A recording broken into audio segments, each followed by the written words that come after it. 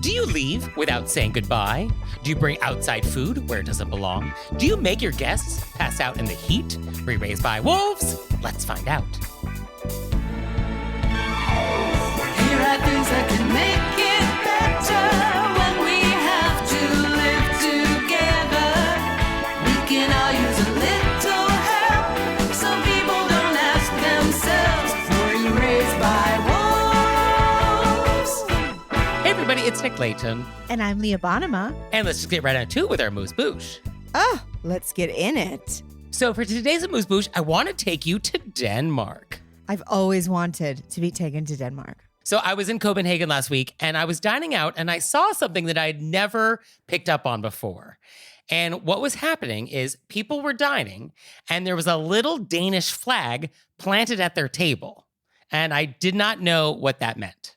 Is this at all related to the link that you sent me that I'm not allowed to look at? Yes, it is going to be related to the link that I sent Leah shortly before we started taping that she's not allowed to look at yet. Yes. So people were dining in restaurants in Copenhagen, and there was a little Danish flag planted on the table. At every table? No, it was only at specific tables. And so first, a little history. So the Danish flag, if you can picture it, it's a red field, and then there's a white cross in it. And so there's a legend about where the flag came from. And so there's actually a couple different versions of the story, but the one that is most often told, I'm told, is that in the 1200s, there was a famous battle, and it wasn't going well for the Danes. And from the sky, a flag fell, this flag, and it rallied everybody and they won the battle. And so nobody actually probably believes this is actually what happened, but this is where the flag comes from. This is the legend. And so it actually has the distinction of being the oldest continuously used flag in the world. Guinness Book of World Records says the Danish flag, oldest continuously used flag. And so in the 1600s, it was mostly a maritime flag. And then in the 1700s and 1800s, it was more of a military flag. And then in 1801, the British attacked Copenhagen, the big battle. And afterwards, there was a Danish actor who went around the country performing patriotic songs in front of the flag to raise money for wounded soldiers. And this apparently is when the idea of the flag started to enter ordinary Danish life. So early 1800s. And then we have King Frederick VI. And he's seeing this happening. And he's like, oh, golly, people are using the flag. And he knew what was happening elsewhere in Europe. Like, do you remember Les Mis? Remember the flag in Les Mis? Who doesn't? Right? And so he knew that kind of thing was happening in France at the time. And he was like, oh, I don't need that drama here. And so he banned the flag in 1834. Oh. And obviously, it didn't go well. It was hard to enforce. 20 years later, it went away. And then in the late 1800s, Prussia, they occupied all this land, and then they banned the flag. And so that link I sent you earlier, this is what some farmers decided to do to get around the flag ban. I can't wait to look at this. So open the photo, Leah. Tell our listeners what you see. No. What? I see a pig. Yeah, and what does the pig look like? The pig is, let me just say, it's a real handsome pig. Good looking pig. It's a real good looking pig. Very well taken care of. With its head is brown, and its body is brown, and then straight down the middle, we got ourselves a white cross. Right. So farmers bred pigs specifically to create the flag on the pigs. They couldn't quite get the stripe down the back, but they did manage to breed pigs that had the stripe going around the body. And that's actually supposed to be more red than brown. I think the photo probably doesn't do it justice. I don't know if these pigs still exist. I don't know if this very special breed still exists in the world. But this is what farmers did. They're like, oh, we're not allowed to display the flag, but we will breed pigs that look like the flag. I mean, I love it. The Danes are quite clever. And so cut to post-World War II, rising prosperity. People had the money to have a flagpole in their backyard. And for a lot of different reasons, the flag really moved from political context into just more private ones. And so by the 1970s, this flag just became a general hurrah symbol. It was just for celebrations and good times. And for most people in Denmark, the flag is really associated with their birthday. This is really their first memory of their birthday, being awoken by their parents, singing to them, coming down to breakfast, seeing special foods, and having the room decorated with the Danish flag.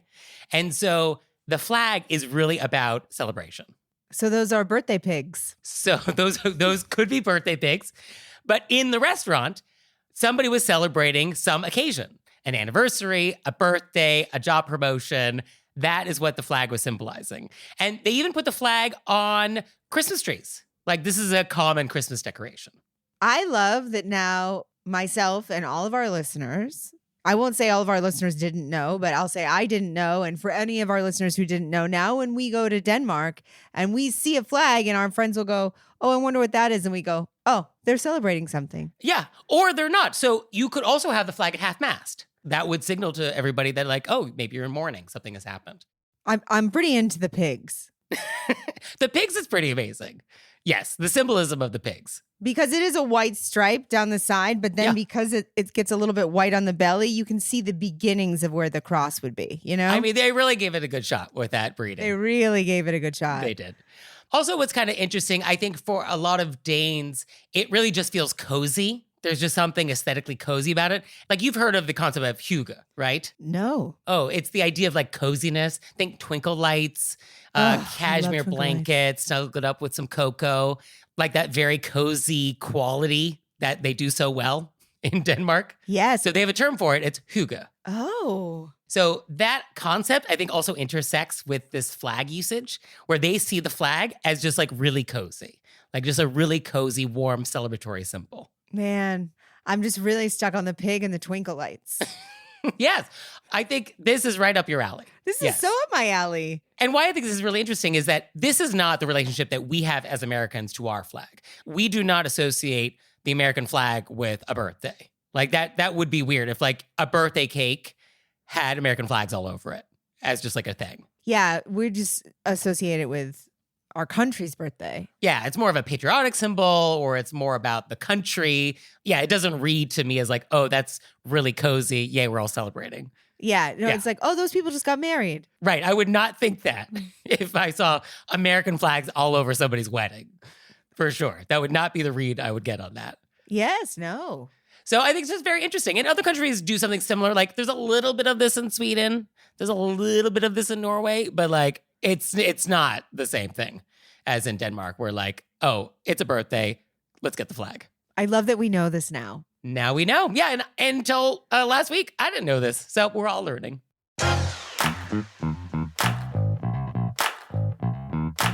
And we're back. And now it's time to go deep.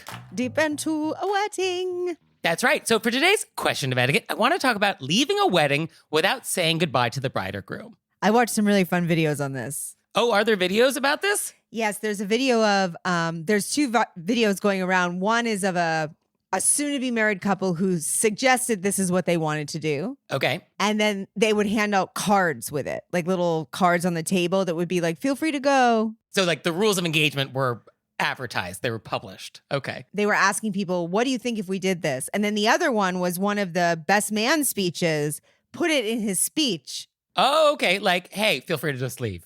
Feel free to just leave. And they said, in fact, it would probably be nicer to the host if you just left so they could enjoy dancing at their wedding. Yeah, okay. So let's talk about it. So like traditionally, it would be a little rude to just like slip out of a party without saying anything. Because then it's sort of like, will your host wonder, like, are you okay? Did another guest offend you? Like, you know, is everything all right? So like that would be traditional. And I think that's what people worry about. Am I rude for leaving? Yeah. Are people going to be like, what happened to them? When did they go? Right. But also, if you're a guest and you want to leave early, leaving very conspicuously, that's also not good, because sometimes what happens is there's a mass exodus and you actually end up just like sucking the entire life out of the party, and it all ends right there because everyone else is like, oh, I want to leave too. Yeah, you're like, I don't want to cause a scene. I just want to kind of slip away quietly in the night. Right. And when we go real traditional, hosts at the end of an evening would actually park themselves near the front door to say goodbye to everybody.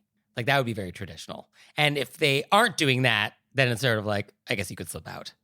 Well, now I feel like a lot of people still do that, but then a lot of people have already left. So that's just for the people who stayed to the end. Right. But I think the idea of, oh, let's not interrupt the bride and groom who are having a nice time, I think there's something to that for sure. Like they're on the dance floor, like they're having a nice time enjoying the party.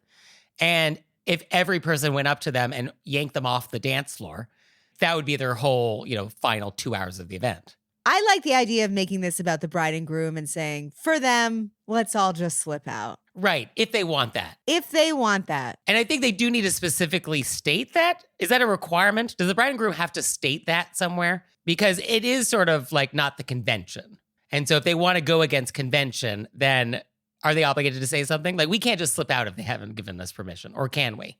Well, I was surprised because the woman who put out, hey, we were thinking about doing this so people know in advance if they want to go, they're welcome, and we're just going to keep, apparently they decided not to do it because so many people were negative about it. Oh, people were like, no, we really want to say goodbye. Don't make this the thing. Or they were like, that's rude, or, there was like a lot of negativity coming back. Oh, interesting. But then when the best man speech, he wasn't asking. He was letting them know, feel free to go. Yeah. And I like a person such as myself who tends to overthink and be like, what is supposed to happen here? I would love to be told, this is what I want. Please do this. And I'll go, great. Thank you. Yeah, that's a great point. Yeah, it's polite to just take the ambiguity out of it. So like, what do you want from me as a guest? Tell me what you want from me, and then happy to do what that is. Yes, what do you want from me? What do you want from me? Yeah. I mean, I think I love the idea of getting permission just to like leave when I want to and not having to say goodbye to anybody or interrupt, etc. Oh, me too. I love it. I mean, some nights, a lot of my friends' weddings, I had it in me the whole night. I was out there, I was dancing, and then we just said the proper goodbyes when the bride and groom were standing by the door. And you know what I mean? But some nights you're crashing hard. I also do think there is some relationship between the size of the event and how easy it is to do this. So a very big wedding, it's ending with dancing, it's ending with more party vibes, probably easier to slip out. Yeah, if it's you and 5 other people, yeah, you're going to have, there's no slipping out. We're not sleeping out. And I think if the bride and groom are not occupied, if they're not talking to somebody else, if they're not dancing, then I think it would be nice to still say goodbye to them. Yeah, absolutely. But I've definitely felt like, oh, I'm interrupting them. Right. But I do feel like I would love to create a new etiquette rule, which is at a wedding, you're allowed to just leave. Can we just establish this as the new rule? Isn't that more polite for the hosts at the end of the day? I mean, the thing is, what if the hosts don't want you to just leave, though? They want to thank everybody and see their faces and, give them a kiss on the cheek. Are there those hosts? I wonder. Well, what if we flipped it? So it was, you're allowed to just leave unless the hosts say, please don't leave without saying goodbye. Right. I want to give you a big smacker on the cheek. I want to make sure you didn't leave your Jordan almonds behind. We paid a lot for those. We tied every one of those little lacy bundles with ribbon ourselves. So you better take them. Or give them to Leah. She's oddly obsessed. Yeah, she still has all her natural teeth somehow. Yeah, I guess, yeah. Would we put the burden on the host to say like, oh, you must say goodbye to us? I don't know. I think we are in a transition here. I think we're in a transition as a society because I would like the rule to be for a large event like this, if it's feasible, say goodbye to the host. Had a lovely time. Congratulations again. Best wishes. But as an obligation for every single guest to interrupt the bride and groom on the way out? I mean, if we really want to get traditional, often the bride and groom would leave the party first. Oh, that's true. They would like come down the stairs. They get in the car that takes them to their honeymoon, right? We throw rice at them, which later hurts the birds. Yeah, can we throw anything at anybody anymore? I guess we're not throwing anything. No throwing. Nick. We're not throwing anything. Yeah, because we don't want paper. That's a mess. Yeah, but that would be very traditional. Like they're the ones that leave first. And then obviously we say goodbye to them all together as a group. And then like we can all just peace out. I feel like that's when weddings ended earlier. Like they were going off to their honeymoon. And they had to like catch some train. They had to catch a train or get on a boat. That was like. Yeah, that's actually a great question I've never looked into. At what hour did weddings end? I've seen a lot of invitations for weddings, like historical, engraved invitations for Gilded Age weddings. But like, when did actually people leave? I guess, carriages at midnight. Carriages at midnight, but when you see those pictures of people driving down the road in like the old style cars with the cans, it's always late afternoon. That is not an evening drive. Yeah, there's always good lighting. Or is that just for the photo? Who can say? These are great questions. These are great questions. Unanswerable, really. So I say for this, I would love the idea of just leaving a wedding without having to say goodbye to the bride and groom. I would love for that to be the standard. It is not currently the standard in our society, which is why you found videos like you found. But it would be nice, I think, if we got there. And I'd be curious to hear from our listeners. Are you on board with this? Or Do you really want to be interrupted at your wedding to say goodbye to everybody? I would also be curious to what people think. I would also say, in addition to what I said earlier about loving being told what to do, I'm very much a person who's like, don't tell me what to do. But then I'm like, please tell me what to do. I mean, some friends really well. Like some people, like close people, there's people you got to say bye to. Sure. You know? Right. And they're like, this is a bye to friend. And we say bye to those people.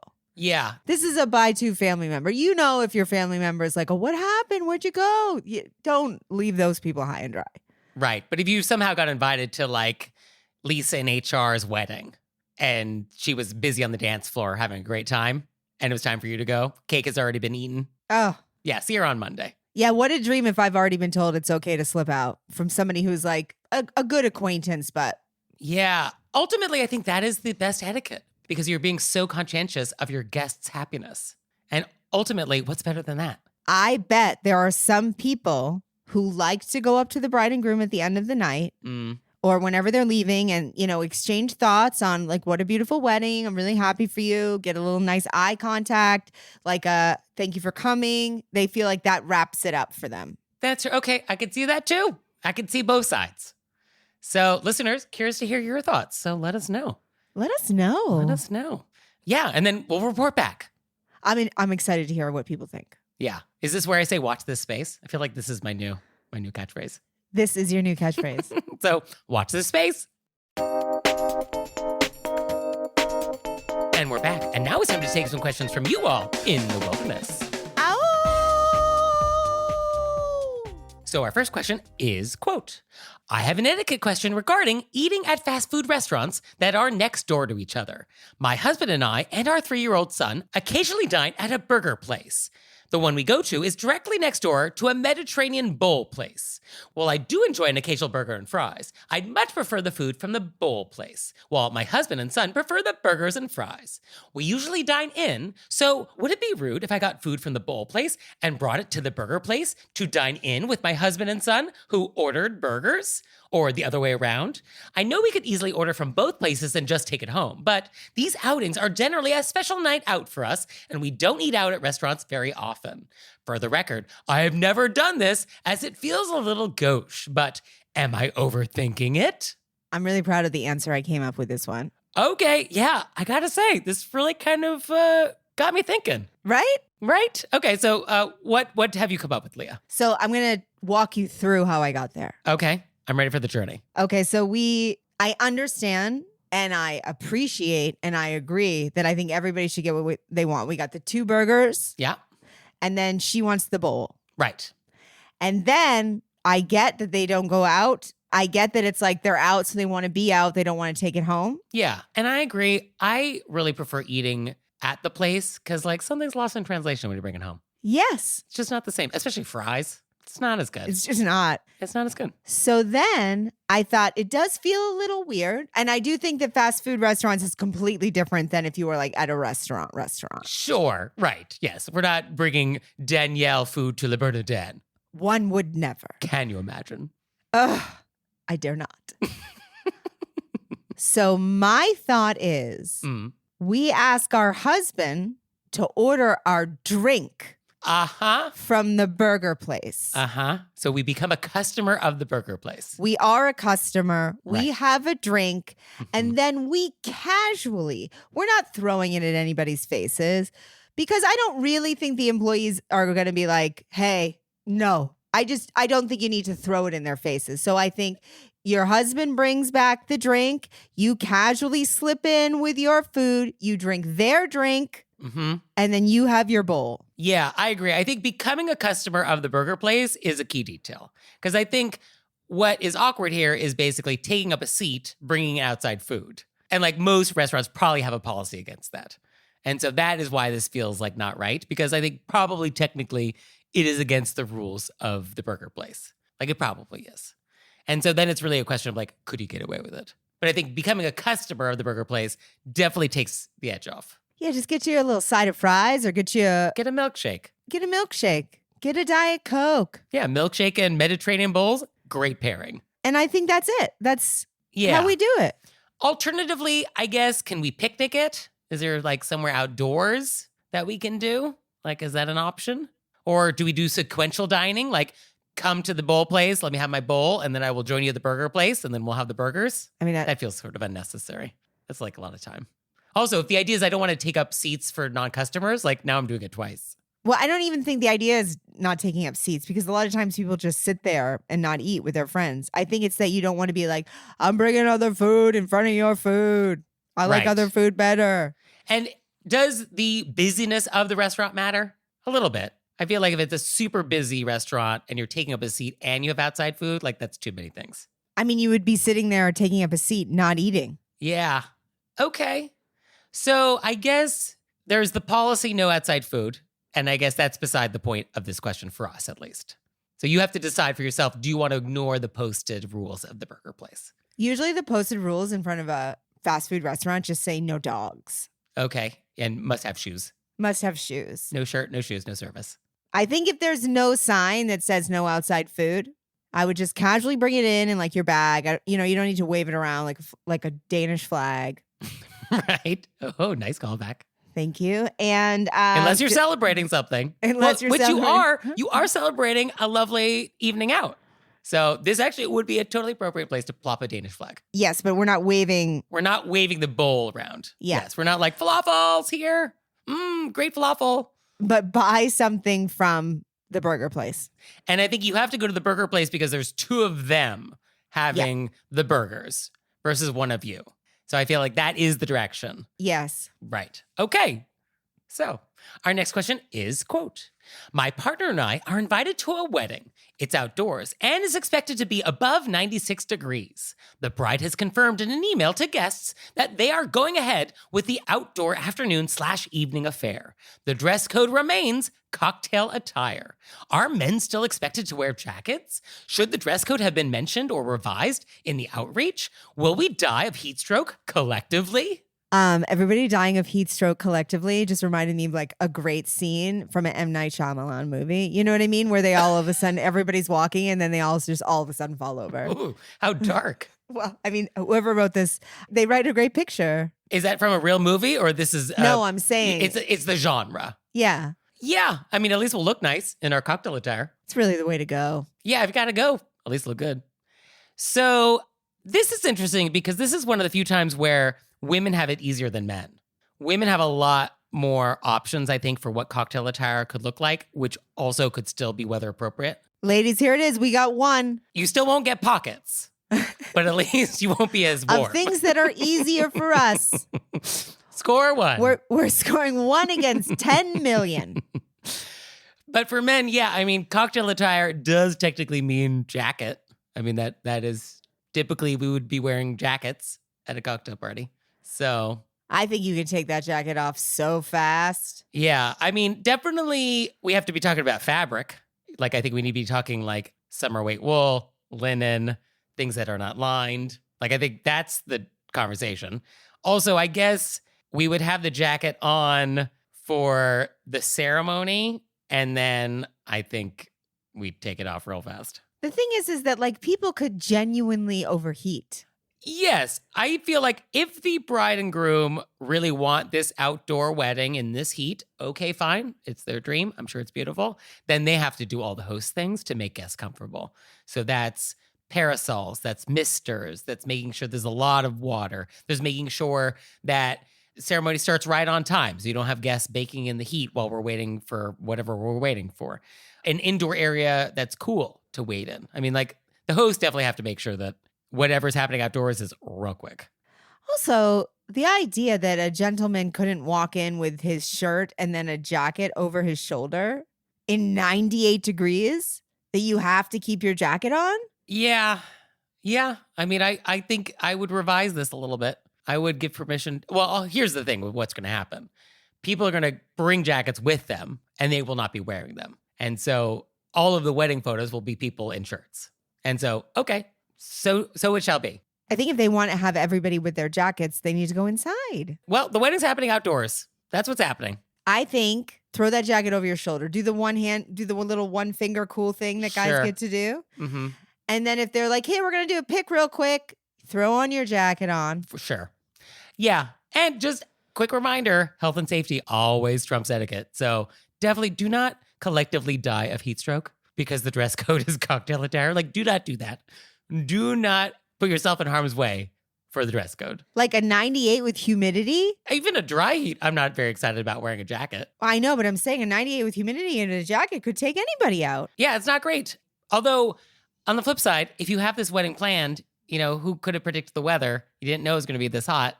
What are you going to do? I know, but I don't understand. I'm just not this type of person. So I wouldn't get bothered by people not wearing their jackets. I'd be like, I wanted to have it outside. It's outside. We made a gamble. Feel free to not wear your jacket. That's what I would say. Yeah, I guess what's interesting is the email confirmed the dress code. Yeah, the email is like, you better still wear those jackets. Yeah, so that actually is maybe the detail I like the least, is that like, yep, we're going ahead with it, and we expect you to all be in cocktail attire with jackets. Yeah, well, that's the whole detail. That's the people make plans for weddings that gets hot, you know? Then we want to make sure everybody's okay. We don't go, I don't care about your comfortability. Although my read on this is the type of bride, actually the groom is not mentioned, so this is just coming from the bride. This is the type of bride who's mostly concerned with the photos. It's just she wants her guests to be the right prop for the photos. So I think as long as you look the way she expects in the photos, you're probably fine. That's all they care about, I think, too. Yeah, so just do that. But sorry about it. Oh, this sounds real unpleasant. You get those little mini fans. Yeah, although I have one of those. They're not that great. How about one of these fans? Yes, if you didn't hear the sound effect Leah was trying to make, it was more like the traditional fan. The hand fan. Yeah, like a nice, like coy Victorian, like a lot of Yes. meaning in terms of how you're fanning yourself kind of fan. Yeah, that. Although I guess the good thing for this wedding is that the one thing that is not affected is the Jordan almonds. I think those don't melt. I think those are impossible to melt.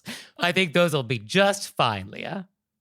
It would be interesting to do an experiment of at what temperature would Jordan almonds start to change? Oh, I mean, never. It's No, definitely. there has to be a temperature. Yes, I mean, I guess they're candy. So it's going to be whatever is beyond the hard crack stage of candy baking, right? It's definitely higher than the temperature of this wedding. Let's put it that way. Oh, for sure. But I also think that we're like, is it even all candy? It feels like there's some sort of a shellac involved that may or may not be actually edible. I think it's the same coating they put on the bottom of the space shuttle for reentry. I feel like it may be a similar technology. So the temperature does not exist.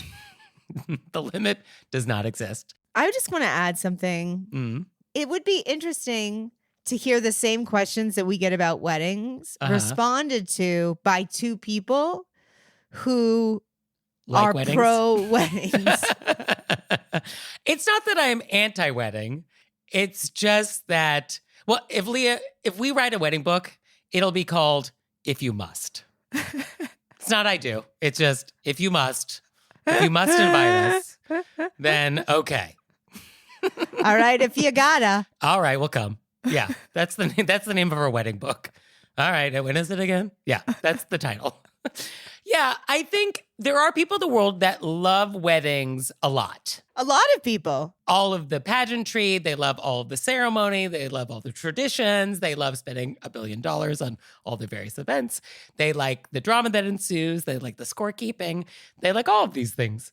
And so, yeah, I guess it would be interesting what a wedding enthusiast would say to this question. Sure. And I would say more people than not, because you should see the responses I get to my stand-up comedy when people realize how long Dustin and I have been together and aren't married. Like, they just don't understand that a person wouldn't want. Well, it's only been 18 years, though, Leah. No, that's not true. What is it? It'll be 20 in August. Where did I get 18 from? That's probably, we've been engaged, I think, for 18 that's and what change. it is. Right, okay. You've only been engaged for 18 years. Well, we're promised. You know, he's got a ring, I've got a ring. We're promised to each other, sure. We're promised. We promised each other. Yeah, I mean, well, what's the rush? My word is my bond. Yes. Yeah, no rush. But people feel like you must get married. Well, people also, I think they think we're lying or that something is actually wrong. Just the idea that a person just isn't into that it sort of seems overwhelming and like a whole lot. You know, people are like, yeah, they just don't believe you, because I think so many people are just really into weddings. Okay, well, audience, if you are super into weddings, which many of you are, and that's wonderful, how would you answer this question? Yes, let us know. Also, I think it would be a really fun edit right now if you just cut to me at my own wedding, bossing everybody around absolutely crazy. I'm just not that into weddings. Oh, yeah. That we are definitely going to be saving this footage. Absolutely. And when I give the toast at your wedding, I know I'm not allowed to officiate, but when I give the toast at your wedding, then it will have a video component. And we will certainly be including this interview. I don't think I would want to have toasts. Oh, no? No. Okay, then I will make sure I find the email list for all of your guests and I will email them a video. How's that? Oh, I'm not getting married. Are you at least going to have an Instagram hashtag? No. I love I say all these things and then we cut right back to all of those things. Having no, a the hashtag no S. There's no S in there. Go back and do it again. I can have Jordan almonds. I better. I'm really on a gobstopper kick, which sort of fulfills the same. Oh, that would be a nice twist for your wedding. Instead of Jordan almonds, you're giving people gobstoppers. Although Dustin had one the other night and he goes, "What is happening?" Just the act of eating a gobstopper? Yeah, he was like, this is no. Okay, well, maybe it's not going to work out then. So, you out there, do you have wedding questions for us or questions about anything else? Let us know. Let us know through our website, wereyouRaisedbywolves.com, or you can leave us a voicemail or send us a text message, 267-CALL-RBW. And we're back. And now it's time to play a game we like to call Vent or Repent. Vent or repent. Which is our opportunity to vent about some bad etiquette experience we've had recently, or we can repent for some etiquette faux pas we've committed. So, Leah, would you like to vent or repent? Nick, I'm going to vent. And the thing is that I'm pretty sure I've had this vent before. They do sometimes happen more than once. It's not lightning. This is an epidemic. Uh-oh. Okay, what's happened? And I'm actually pretty sure one of our listeners wrote in and told me that this is just how people in California drive. Oh, okay. And I can't accept it. Okay. We have to change. And that is, what is happening with people not using their blinkers? Oh, turn signal. That can't just be a California thing. I'm sure it's everywhere. I know it's everywhere. I've now driven across America 8 times. Yeah. But I'm to the point. I saw this lady on Instagram who had, and I'm thinking about doing it. She had a stick. At the end of the stick, she cut out a heart out of construction paper. Uh-huh. And when people let her into traffic or she would roll down her window and stick it up. Okay. And I was like, I'm doing that because I do the wave. I'm going to also make a sign that just says blinker because we as a group, we are all driving together. We are all on the roads together. Yeah. How you let people know that you are about to either merge into their lane, or my favorite is we're all driving and you're going to turn, but you don't let anybody know you're going to turn. So we have no idea that you're about to slow down. And here, nobody's slowing down slow. They're just all of a sudden doing this and then they're turning and you're like, I had no heads up. We have a system for this. It's a blinker. So you're going to have a stick in your car that has the word blinker taped to it in construction paper at the end. This is what's in the car now? Well, right now, I'm just rolling down both windows and yelling, blinker! Which is not helping. I mean, I'm not spreading the word fast. I don't know what's happening. I'm now making announcements at comedy shows. Use your blinker? Oh, this is like your Bob Barker spray and neuter your pets. This is your PSA. I also bring up pet stuff too, but I also bring in, I say, hey, I think we got to stop with the animal testing. And also people who don't use their blinkers, you got to stop. Okay, well, hopefully enough people will come see you live and you're going to really move the needle on this. Well, I think people think it's not a big deal. Oh, I just moved into that lane. Nope, that's why we have blinkers. Yeah, use your blinker. Okay. And it is an etiquette thing because we're doing this as a group. We're letting people know what's happening so we can all be safe and understand. Yeah, no, making people nervous on the road or giving people anxiety because they don't know what you're about to do in your car, that's rude. I saw a person, they weren't using their blinker. And then have I talked about this before? I must have. People who just pile up their whole back window with stuffed animals. Oh, I don't know if we've mentioned this before. You know, the window that you use to look through. Uh-huh. I just was like, okay, this person, I dropped back so far. There was one merging of lanes with no blinker. And then I saw the window and I go, let's all back up. Uh-huh. Let's all back up. Unless it's Mike Kelly, an artist who's very famous for art involving stuffed animals. So maybe it's that. Maybe Mike Kelly's just driving around. I guarantee you that is not what I would put. Mm-hmm. It's not my Kelly. Okay. Let me tell you how much it's not. Okay. Well, for me, I would also like to vent, and very quick, but it just has been happening so frequently that it's like, what is happening in the world? So it's basically when you return a phone call. So like you've called me, you left me a voicemail, you're like, please call me back. I call you back, you pick up the phone, oh, hello. And I'm like, hi, returning your call. And then you say, oh, I can't talk now, but call me back at some other specified time. So now there's a scheduled time in which I now have to call you back. No. What is happening? Like, oh, I can't talk now, but call me tomorrow after 9 a.m. Like, no, you are now responsible for initiating the next phone call. Yes, 100%. Why did you pick up? Also, why are people picking up the phone when they are not available to talk? Yeah, My just number don't comes pick up in the up. caller ID. And so you know like what it is. And so if you were not prepared for that, then like don't pick up. Why are we having a I can't talk now conversation? The only reason that should happen is like, you're waiting for some hot goss and your friend calls you, or like your friend had like a big event, just like something coming in that's important. And you're like, you were getting in the car or you were like running into a doctor's appointment and you were waiting for it. You pick up the phone because they called and you go, I'm running into a doctor's appointment, but let me know. And then I'll call you right back after. That's Right. the only time. That is, yes. Like, can't talk right now. I will call you back in 5 minutes. Yeah. But I feel like the person that picks up has to then initiate the call if they can't talk. Yes. To shift the burden to the caller, I think that's what gets me. Oh yeah. No, I called you, I left you a message. Then I picked up to be like this. You need to call me back tomorrow at 10. Yeah. That's insane. That's insane. Insanity. Right. So don't do that. Use your blinker and then don't do this weird phone thing. I was going to say, I bet these people are in the same group. These people, It's they're the same also person. not using their blinkers. The same person. So that's our vent.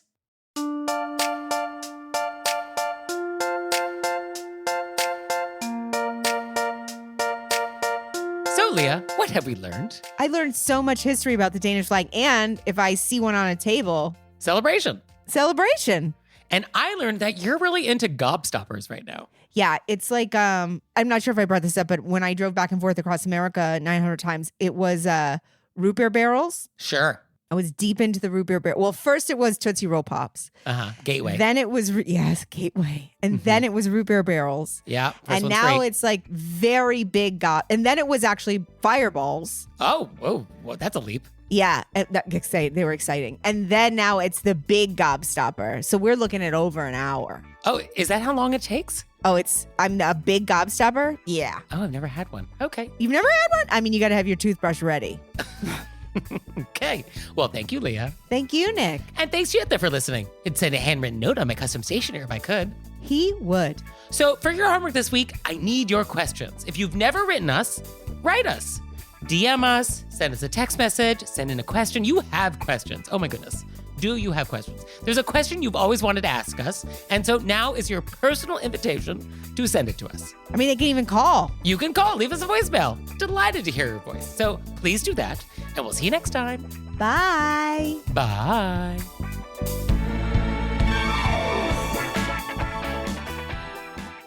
All right, Leah, it's time for Cordials of Kindness, the part of the show that you make us do, but I only give you 30 seconds to do it. Ready, set, go.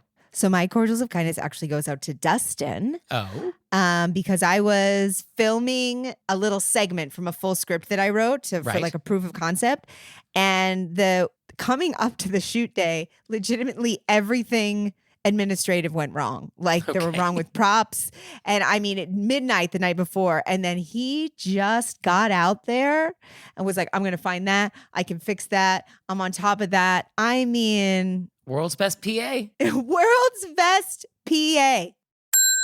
And for me, I want to say thank you to everyone who gave me suggestions for what bakeries to go to in Copenhagen. So as you may not know, there's some really good baked goods in Copenhagen, but it's really hard to know, like, oh, what are the best? And so a lot of people wrote in, gave you suggestions, helped me curate that list because, like, there's only so many hours in the day and you can't go to them all. And so I was able to really hone in on, like, oh, what is worth waiting in line for? And so thank you to everybody who really made that really delicious. So thank you.